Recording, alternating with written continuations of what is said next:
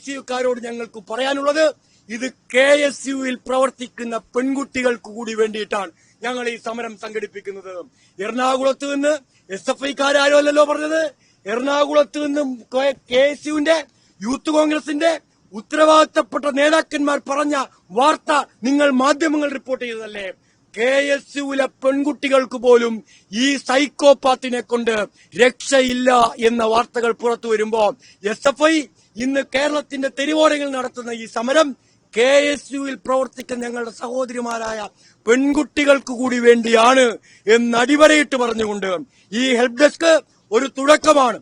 ഈ കേരളത്തിനകത്ത് പ്രതിപക്ഷ നേതാവിനോട് ഉൾപ്പെടെ പരാതി പറഞ്ഞ് നിരാലംബരായി ഇരുട്ടുമുറികൾക്കകത്തേക്ക് താൻ ചെയ്യാത്ത കുറ്റത്തിന് അടക്കപ്പെടേണ്ടി വന്ന നിരപരാധികളായ നിരവധി പെൺകുട്ടികളുണ്ട്. ആ പെൺകുട്ടികളുടെ ശബ്ദമാണ് SFI ഇവിടെ പ്രതിഫലിപ്പിക്കാൻ ശ്രമിക്കുന്നത്.